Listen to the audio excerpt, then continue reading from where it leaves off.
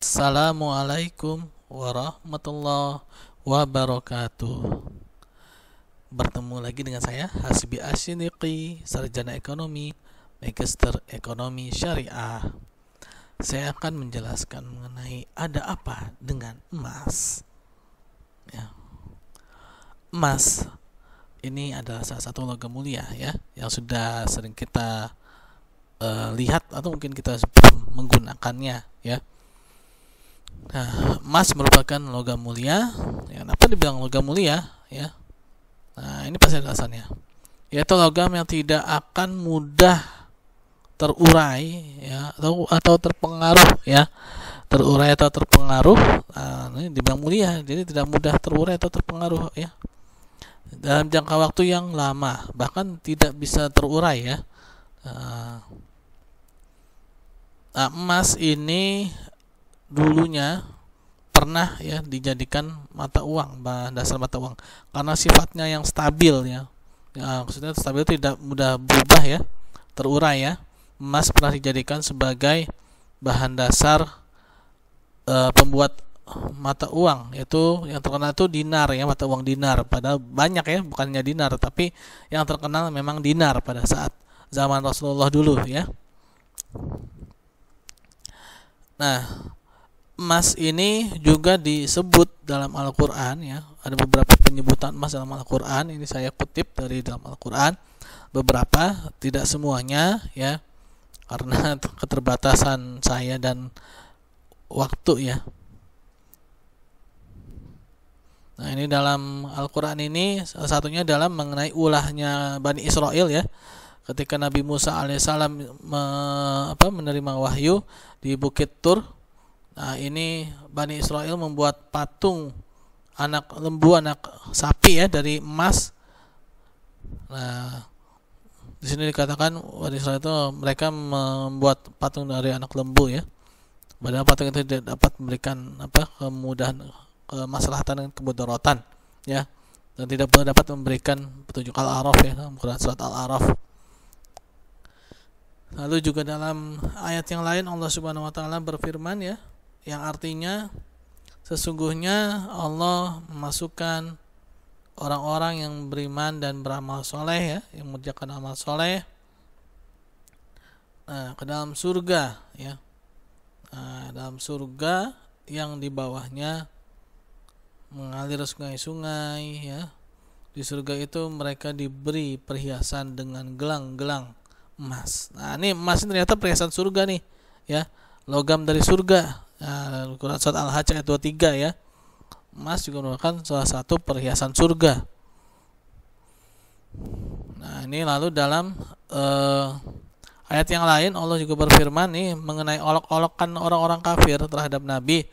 Dikatakan, kamu punya rumah dari emas memangnya gitu ya, diutus jadi rasul, emang kamu punya rumah dari emas atau kamu pernah naik ke langit? Nah, kita tidak akan percaya atas kenaikanmu itu hingga kamu bawa dari langit itu atau kamu bawa buku kitab. Katakanlah, Maha Suci Tuhanku, bukankah aku ini hanya seorang manusia yang menjadi rasul? Nah, ini surat Al-Isra ayat 93 ya. Nah, itu beberapa ayat ya dalam Al-Quran ya yang menyebutkan emas. Nah, lalu bagaimana emas dalam hadis ya, penyebutan emas dalam hadis?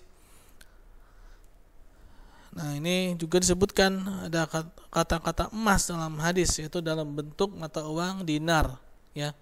Dinar, emas, dan dirham, perak ya, dua logam mulia ini adalah stempel Allah Subhanahu wa taala di muka bumi ya, dikatakan stempel. Barang siapa yang datang dengan mempergunakan stempel Allah itu, stempel Tuhan itu ya, maka akan dicukupkan semua kebutuhannya. Nah, ini artinya apa? Dia akan stabil pendapatannya, pendapatannya akan stabil. Ini terbukti. Jadi 1 dinar itu bisa dapat 1 ekor kambing, dan 1 dirham itu bisa beli 1 ekor ayam ya.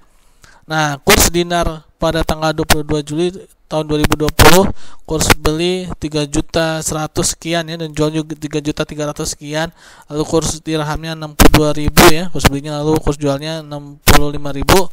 Artinya ini dari sejak zaman Rasulullah sampai zaman sekarang ya, emas dan perak itu ternyata tidak tergerus oleh inflasi. Ya, sampai sekarang ya dengan uang 3 juta kita bisa beli 1 ekor kambing, dan juga dengan uang 65.000 kita bisa beli 1 ekor ayam ya. 1 dirham 1 ekor ayam, 1 dinar 1 ekor kambing. Nah, lalu bagaimana kita bisa mendapatkan emas pada saat ini, atau kita bisa menyimpan emas pada saat ini? Ini ada beberapa cara yang sudah kita ketahui, dan yang paling efektif kita akan lihat. Yang pertama nih udah biasa nih ya, emas perhiasan ya. Emas perhiasan ini ya biasanya kaum wanita yang suka menggunakannya ya, berupa gelang, kalung ya, emas perhiasan. Gelang, kalung, emas perhiasan. Nah, tetapi emas perhiasan ini dia memiliki kelemahan, yaitu karena campuran ya, emas perhiasan ini campuran, sehingga dia harganya terkadang bisa jadi lebih murah ketika dijual daripada dibeli ya, karena campuran, dan juga ini jangka pendek sih sebenarnya. Lalu emas batangan ya, emas batangan ini adalah emas murni ya, emas murni yang mana tidak ada campuran ya, campurannya mungkin hanya sedikit ya. Nah, tapi emas murni ini sayangnya mahal ya, mahal. Nah, emas batangan, emas murni ini mahal. Nah, akhirnya apa? Jarang juga orang yang membeli secara banyak atau secara dalam berat yang cukup lumayan besar tuh jarang ya, karena mahal ya. Bahkan sekarang 1 gram aja sudah 1 juta, hampir 1 juta. Lalu emas logam atau koin ya, emas logam atau emas koin. Emas koin merupakan salah satu cara juga ya untuk mendapatkan menyimpan emas pada saat ini. Nah, salah satunya itu adalah dikeluarkan oleh Gerai Dinar ya, yang memproduksi emas, dan juga Aneka Tambang juga ya, memproduksi emas dalam bentuk koin atau mata uang.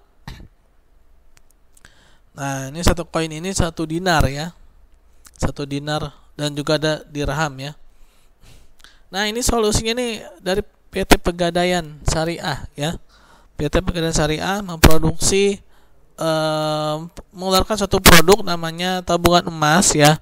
Tabungan emas ini dia memiliki banyak keistimewaan dibandingkan dengan yang yang lainnya ya.